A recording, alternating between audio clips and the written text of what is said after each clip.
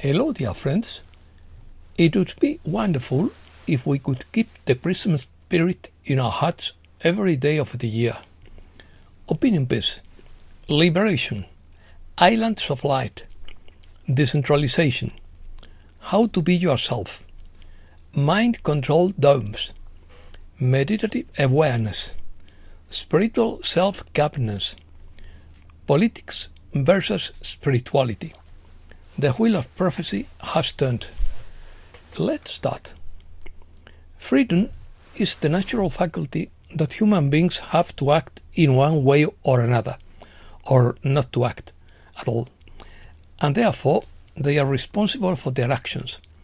Osho defines freedom as the courage to be completely oneself, a state of inner liberation that transcends external conditioning and culminates in pure meditative awareness.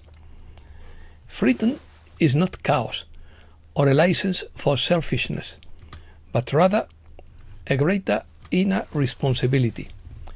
The free being responds authentically to life, dissolves dependencies, and lives in meditative silence, where love and beauty emerge.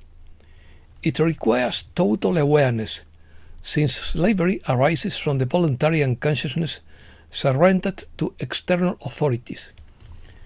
This concept has three dimensions: physical freedom to break free from external forms of slavery imposed by society, mental freedom to liberate oneself from ideologies that enslave mind without fear or rejection, and spiritual freedom, which is a supreme state of pure consciousness that arises from meditation. Spiritual liberation represents the ultimate goal of transcending the cycle of suffering and rebirth, known as samsara. This concept centers the search for absolute freedom from the ego, ignorance, and worldly attachments, according to Eastern philosophy. Reaching the supreme truth for the benefit of all beings is the goal of the bodhisattva. A bodhisattva is a being committed to the path of enlightenment, but who postpones their entry into nirvana to help all beings liberate themselves from suffering. Universal compassion, or bodhicitta, stands out in this ideal, an altruistic vow to attain Buddhahood for the collective good. Authentic spirituality with meditation and silence dissolves the ego and fosters non-violence, while politics inflates it with ideologies and power struggles, keeping people asleep and reactive. Politicians and priests form the soul mafia, using dogmas to exploit fears and repress vital energy, which also see as a gateway to the divine. Decentralization. The freedom in general arises from inner evolution, not from external systems. Governments block this freedom by imposing collective control, while Osho proposes voluntary, meditative communities for its realization. Osho proposes decentralization, without centralized governments, islands of light of self-organized voluntary communities based on meditation and awareness would replace coercion. Osho defines decentralization as the complete dissolution of centralized power structures in favor of small, self-organized voluntary communities based on meditation and individual awareness, eliminating coercion and external authority. These would be communities with a maximum of 5,000 people, where everyone knows each other, and decisions are made through meditative consensus, not by voting or leaders, but thus avoiding the corrupting concentration of power and preventing political sectarianism. Without forced taxes, armies, or laws, participation would arise from affection and inner responsibility, without fear or obligation, and the economy would be based on free exchange and shared needs. Each community would be sovereign in education, health, and justice, resolved through conscious meditation or mediation.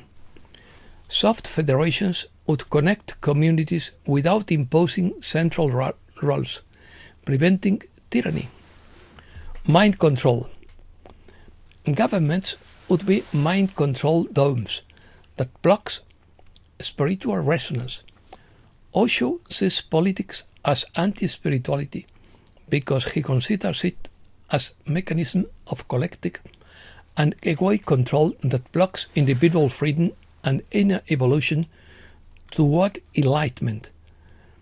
In his view, the enlightened individual doesn't need governments, since true authority is internal and non-violent. Voluntarily meditative communities without hierarchies would replace states.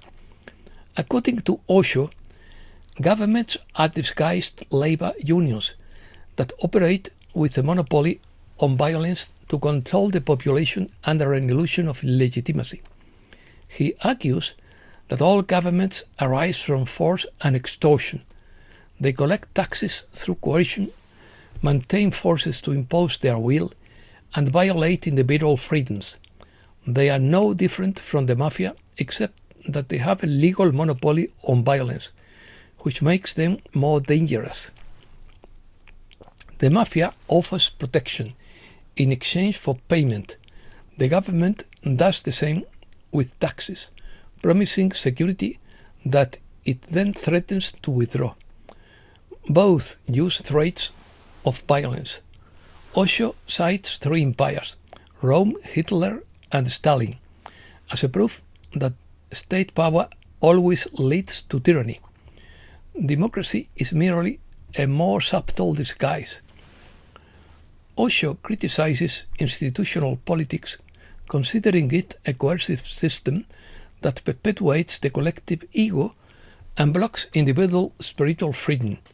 Taxes are not voluntary donations, but legal extortion, just as the mafia charges for protection. Democracy, monarchy, or dictatorship are masks, as they all lead to tyranny, because power corrupts and absolute power corrupts absolutely. Breaking news. JFK Jr. announced the end of cattle vaccinations. Matt Gaetz says the military-industrial complex always wants wars. According to wide-awake media, governments are becoming tyrannical. They manufacture crises to create chaos. After that chaos, they can impose their order. Problem, reaction, solution. X-22 report. Never interfere with an enemy while it is in the process of self-destructing. The wheel of prophecy has turned. The events taking place now are not directed by human hands, but are connected to a world we cannot see. Klaus Schwab declared in China that humanity must be forced to collaborate, in quotes, with globalist entities to drive the fourth industrial revolution. According to the White Rabbit, an overexcitation of the Schumann resonance occurred on December 24, 2025, as if the Earth has turned on lights, Christmas. This reflects the perceived increase in planetary energy during the solstice and the end of year celebrations, and everyone feels the energetic chaos. Fulford summary. The Nephilim Church is a belief system that posits that the lineage of giants survived the Great Flood and continued to influence human history. Milton William Cooper claimed that the assassination of JFK was orchestrated to suppress knowledge of the extraterrestrial presence. His thesis was that an elite manipulates world events to enslave humankind. Candice Owens says the Epstein files will never be released because powerful figures are implicated. The Epstein destruction is starting to get tiresome. We are constantly told that the files will be released and nothing happens. The world has an opportunity to obtain justice from the murder of Jesus Christ. The key is understanding how the control network works. There are two keys to controlling society: money and violence. One way to stop the wicked is to expose that they have replaced elected leaders with actors. It seems that Europe will be liberated before the US. These governments are falling like dominoes. As a result, the EU is on the verge of collapse. The controlled media doesn't report it, but the Bulgarian government has fallen, and the Lithuanian government is falling as the parliament is being stormed by anti-EU protesters. Farmers are also up in arms because EU leaders have passed laws designed to ruin them, allowing them to confiscate their land and seize control of the food supply. Apocalyptic madness. Thousands of people from across Africa arrived in Ghana hoping to secure a place on Ebo Noah's Ark for a supposed rapture and global flood.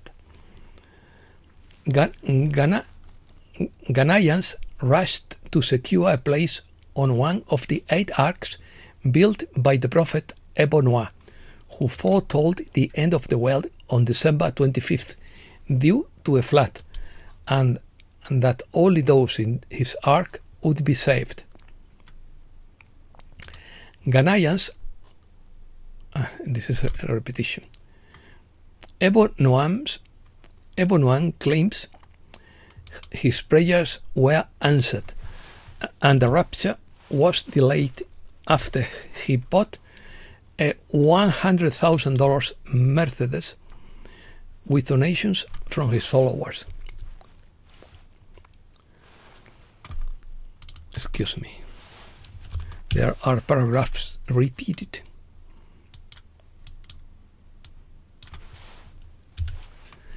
Europe. Ursula von der Leyen says that freedom of expression is a virus and censorship is the vaccine, in quotes. Political scientist Ralph Schoelhammer warned that the EU could disappear in 4 years. A revolutionary eruption is coming, in his opinion. Giorgia Meloni said that 2025 has been tough for everyone, but don't worry, next year will be worse. No, she's not optimist. Hungarian Prime Minister Viktor Orbán released a document proving that George Soros is largely behind the global influx of illegal immigrants. Lithuania is ablaze. Protesters are demonstrating against the government. The demonstrations demand freedom of speech freedom and independence for public radio. X22 report: the UK's expectations regarding the Green Agenda are false. They manipulated the data to push it, and now it has been exposed. Polish troops hold the line, physically repelling large groups of illegal immigrants attempting to force their way in. Belgium, Hungary, Slovakia, Italy, Bulgaria, Malta, and the Czech Republic joined forces to halt the confiscation of Russian assets. Russia destroys Europe's $245 billion theft with a single legal action. The Russian counterattack threatens $800 billion in European corporate assets. Belgium is panicking and the post-war financial order is crumbling. And that's all for today. Thanks a lot, dear friends.